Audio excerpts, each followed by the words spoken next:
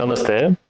ನಿಮ್ಮಲ್ಲಿ ಅನೇಕ ಜನ ಪದೇ ಪದೇ ಮೂತ್ರಕ್ಕೆ ಹೋಗೋದಾಗ ಉರಿ ಮೂತ್ರದ ಸಮಸ್ಯೆಯಿಂದ ಬಳಲ್ತಾ ಇರ್ತಾರೆ. ಇವರಿಗೆ ಮನೆಯಲ್ಲಿ ಮಾಡುವಂತ 3 ಸರಳ ಆಯುರ್ವೇದ ಚಿಕಿತ್ಸೆಗಳನ್ನ ನಾನು ಹೇಳ್ತಾ ಇದ್ದೀನಿ. ಮೊದಲನೇದಾಗಿ ಸುಮಾರು 1/4 ಚಮಚ ಏಲಕ್ಕಿ ಪುಡಿಯನ್ನ 2 ಲೋಟದಷ್ಟು ಎಳನೀರಿಗೆ ಹಾಕಿ ಸ್ವಲ್ಪ ಹೊತ್ತು ನೆನೆಯಕ್ಕೆ ಬಿಟ್ಟು ಅದನ್ನ ಕುಡಿಯೋದ್ರಿಂದ ಉರಿ ಮೂತ್ರ ಬಹಳ ಬೇಗ ಕಮ್ಮಿ ಆಗುತ್ತೆ.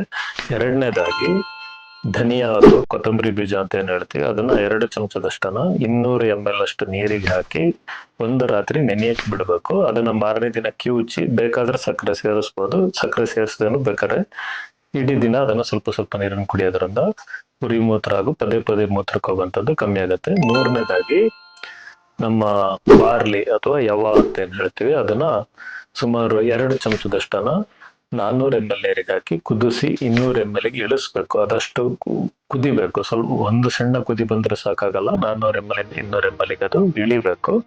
ಅದನ್ನ ದಿನದಲ್ಲಿ 2 ಸಲ ಕುಡಿಯೋದ್ರಿಂದ ಕೂಡ ಉರಿ ಮೂತ್ರ ಬಹಳ ಬೇಗ ಕಮ್ಮಿ ಆಗುತ್ತೆ. ಇವುಗಳನ್ನ ಫಾಲೋ ಮಾಡಿ ಕೂಡ ಎಲ್ಲಾದ್ರೂ ಯೂರಿನಲ್ಲಿ ರಕ್ತ ಬರ್ತಾ ಇದೆ ಅಥವಾ ತುಂಬಾ ನೋವಿದೆ, ಬೆನ್ನು ನೋವಿದೆ ಅಥವಾ ಜ್ವರ ಬರ್ತಾ ಇದೆ ಅಂತ ಹೇಳಿದ್ರೆ ನಾವು ನಮ್ಮ ವೈದ್ಯರನ್ನ ಭೇಟಿಯಾಗಿ ಅದಕ್ಕೆ ಸೂಕ್ತವಾದ ಚಿಕಿತ್ಸೆನ ಯಾವಾಗಲೂ ತಗೊಳ್ಕೊಳ್ಳೋದು ಬಹಳ ಉತ್ತಮ ಇರುತ್ತೆ.